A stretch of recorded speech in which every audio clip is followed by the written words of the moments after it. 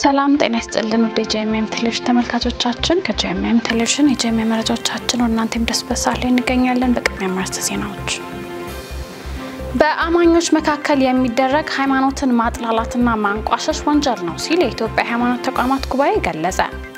በቀጣይ ቀናት ከቀላል እስከ ከባድ መጠን ያለው ዝናብ እንደሚኖር ተገለጸ። ከውጭ በዲሞክራቲክ ኮንጎ በተባባሰው ግጭት በርካታ ቁጥር ያላቸው እስረኞች ከእስር ቤቶች ማምለጣቸው ተነገረ። ከ6 ሳምንታት ግምገማ በኋላ 83% የሚሆነውን የአሜሪካ ዓለም አቀፍ ተራድኦ ድርጅት USAID ፕሮግራሞችን አሜሪካ መሰረዟን የአሜሪካ የውጭ ጉዳይ ሚኒስትር ማርኮ ሩቢዮ ተናገሩ። መረጃዎቹን ይስና ያስወደናንተ ያደረስኩኝ አብራችሁ ቆይታ አድርጋለሁ። አብራችሁ ነው። በአማኞች መካከል የሚደረግ ሃይማኖትን ማጥላላትና ማንቋሸሽ ወንጀል ነው ሲል የኢትዮጵያ ሃይማኖት ተቋማት ጉባኤ ገልጿል። መጋቢት 2 2017 ዓ.ም የኢትዮጵያ ሃይማኖት ተቋማት ጉባኤ በወቅታዊ ጉዳዮች ላይ በሰጠው ጋዜጣዊ መግለጫ በማህበራዊ ሚዲያዎች የሚደረግ ሃይማኖትን ከሃይማኖት የሚያጋጭ ተግባር ወንጀል መሆኑን አመላክቷል። መግለጫውን የሰጡት የኢትዮጵያ ሃይማኖት ተቋማት ጉባኤ ጠቅላይ ጸሐፊ ሊቀ ትጉሃን ቀሲስ ታጋይ ታደለ ከሰሞኑ በኦርቶዶክስና እስልምና ሃይማኖቶች መካከል በማህበራዊ ሚዲያ የሚደረጉ አላስፈላጊ የቃላት ምልልሶችን ጉባኤው በእጅጉ እንደሚያወግዝ ተናግረዋል። የእምነት ነጻነትና የማምለክ መብት ለሁሉም የተፈቀደ ቢሆንም አንዱን እምነት ከአንዱ ጋር እያነጻጸሩ የሃይማኖት ግጭት መፍጠር የማይፈቀድ መሆኑን ሊቀ ትጉሃን ቀሲስ ታጋይ ታደለ ተናግረዋል።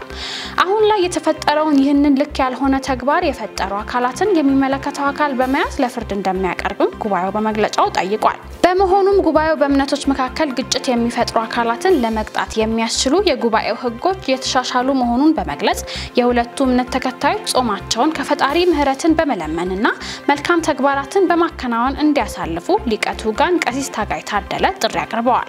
መረጃውን ከአዲስ ሚዲያ ኔትወርክ ገጽ አገኘ ነው።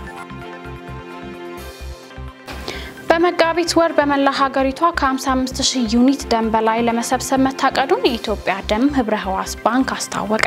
የኢትዮጵያ ደምና ህብረ ህዋስ ባንክ ምክትል ዋና ዳይሬክተር ሀብታሙ ታዬ መጋቢት የጾም ወቅት መሆኑን ተከትሎ የደም እጥረት ሊከሰት እንደሚችል አንስተው በዚህ ምክንያት መጋቢት ወርን የደም መለገስ ወር ለማድረግ የተሰራ መሆኑን ገልጸዋል።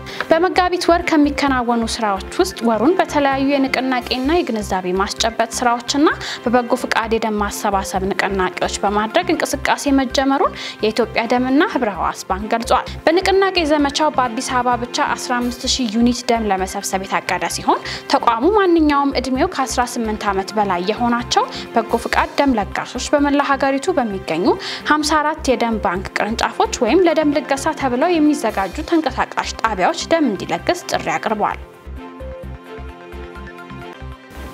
በቀጣይ ቀናት ከቀላል እስከ ከባድ መጠን ያለው ዝናብ እንደሚኖር ተገልጿል።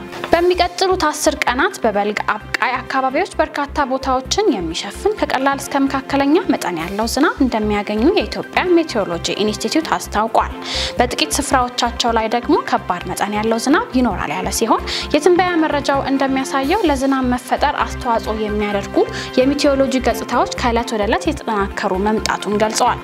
ከዚህ ጋር በተያያዘም በሰሜን በሰሜን ምዕራብ በደቡብ ምዕራብ በደቡብ በመካከለኛው በሰሜን ምስራቅ እንዲሁም በስምጥ ሸለቆና አጎራባች አካባቢዎች የተሻለ ጥንካሬ ይኖራቸዋል ተብሏል። ኢንስቲትዩቱ ዘር ለመዝራት የዘገዩ አካባቢዎች የሚጠበቀውን እርጥበት ከግንዛቤ ውስጥ በማስገባትና በቂ ዘር ለመዝራት የሚያስችል ዝግጅት ከወዲሁ ማድረግ ያስፈልጋል ሲል ጠቁሟል። የጂኤምኤም መረጃዎቻችን ቀጥለዋል። አሁን ደግሞ ከውጭ ረግኛቸው መረጃዎች እናልፋለን።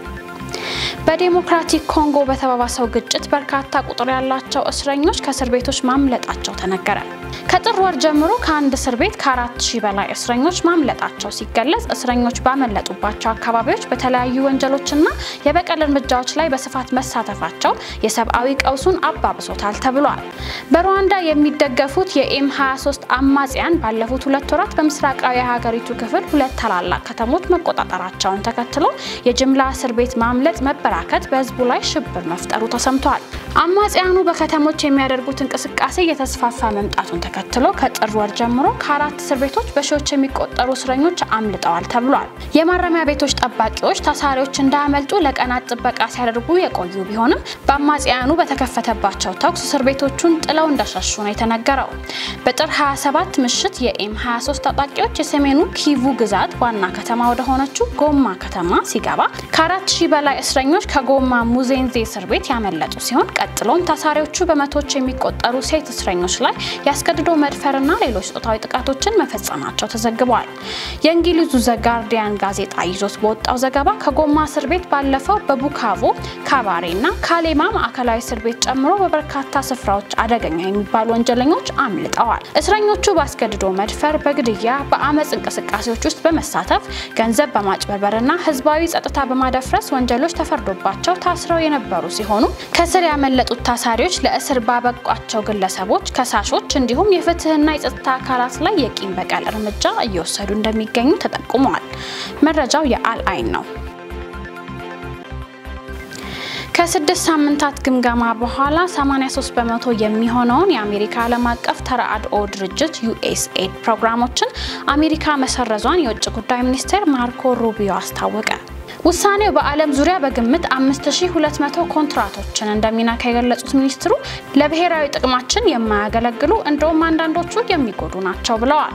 ቀሪ 18% የሚሆኑት ፕሮግራሞች በስቴት ዲፓርትመንቱ እየተመራ የሚቀጥል ይሆናልም ነው ያለው።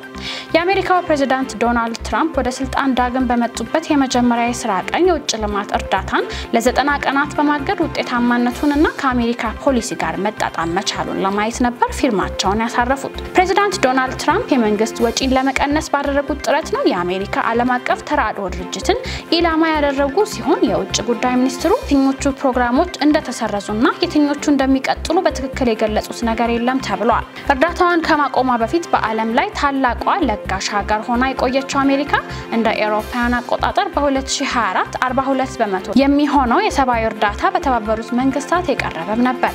ዘገባው የአልጀዚራ ነው። በቤተ ሙከራ የተቀነባበሩ ምግቦች በመጪዎቹ 2 ዓመታት ለብሪታንያ ገበያ ሊቀርቡ መሆኑ ተሰማ። የሀገሪቱ የምግብ ደረጃዎች ኤጀንሲ በቤተ ሙከራ ውስጥ የሚመረት ስጋ፣ የወተት ተዋጽኦ፣ ስኳርና ሌሎች ምርቶች ለሰው ልጅ ፍጆታ እንዲውል ከተጠበቀው ጊዜ ቀድሞ ፈቃዱ እንደሚሰጥ አስታውቋል። ዳንኤል አንተነህ ዝርዝራለሁ። በትናንሽ ኬሚካላዊ ተክሎች ውስጥ ከሚገኙ ሴሎች ውስጥ የሚበቅሉት የቤተ ሙከራ ምግቦች በማቀነባበር ብሪታንያ ቀዳሚ ደረጃም ይዛለች። በተለያዩ ህጎችና ቁጥጥሮች ምክንያት ምርቶቹ ወደ ገበያ ማቅረብም አልተቻለም። ሆኖም ለውሻ ምግብነት የሚውል በፋብሪካ የተመረተ የስጋ ውጤት ባለፈው ወር ለመጀመሪያ ጊዜ በብሪታንያ ለገበያ ቀርቧል። እንደ አውሮፓውያን አቆጣጠር በ2020 ሲንጋፖር በሴል የሚመረተውን ስጋ ለሰው ልጅ ፍጆታ እንዲሸጥ ፍቃድ የሰጠች የመጀመሪያው ሀገር ስትሆን አሜሪካ ከ3 ዓመት በኋላና እስራኤል ባለፈው ዓመት በፍቃድ በደረጃ ላይ ይገኛሉ። በላብራቶሪ የተቀነባበሩ ምግቦች ተፈጥሮ ይዘታቸውን ሳይለቁ ለምግብነት መዋል እንደሚችሉ የሚናገሩ ተደጋጋሚ ጥናቶች ውጤት ቢኖርም ለሰው ልጅ ምግብነት እንዳይውሉም የከለከሉም አልጠፉም። ጣሊያንና አሜሪካዎቹ አላባማና ፍሎሪዳ ግዛቶች የላብራቶሪ ምግቦች እንዳይሸጡ እገዳ ከጣሉት መካከልም ናቸው። የብሪታንያ የምግብ ደረጃዎች ኤጀንሲ ከከፍተኛ የቴክኖሎጂ ምግብ ድርጅቶች ባለሙያና ተመራማሪዎች ጋር በመተባበር የምግብ ጥራት ደረጃዎችን ለመወሰን አዲስ ደንቦችን እያዘጋጀ እንደሚገኝም አስታውቋል። ለለቱ ያዝናቸው መረጃዎቻችንን ከማጠቃለላችን በፊት አርዕስተ ዜናዎቹን እናስሳችሁ። በአማኞች መካከል የሚደረግ ሃይማኖትን ማጥላላትና ማንቋሸሽ ወንጀል ነው ሲል የኢትዮጵያ ሃይማኖት ተቋማት ጉባኤ ገለጸ። በቀጣይ ቀናት ከቀላል እስከ ከባድ መጠን ያለው ዝናብ እንደሚኖር ተገለጸ። ከውጭ በዲሞክራቲክ ኮንጎ በተባባሰው ግጭት በርካታ ቁጥር ያላቸው እስረኞች ከእስር ቤቶች ማምለጣቸው ተነገረ። ከ6 ሳምንታት ግምገማ በኋላ 83% የሚሆነውን የአሜሪካ ዓለም አቀፍ ተራድኦ ድርጅት USAID ፕሮግራሞችን አሜሪካ መሰረዟን የአሜሪካ የውጭ ጉዳይ ሚኒስትር ማርኮ ሩቢዮ ተናገሩ። ለለቱ የያዝናቸውን መረጃዎቻችንን ኢየሱስና ኢያሱ ወደ እናንተ ያደረስኩኝ አብራችሁ ቆይታ አደረኩኝ። መረጃዎቹን ያዘጋጁላችሁ ነፃነት ተቁማና ዳንኤል አንተነህ ነበሩ። ከቀሪ የጄኤምኤም ቴሌቪዥን ፕሮግራሞቻችን ጋር መልካም ቆይታ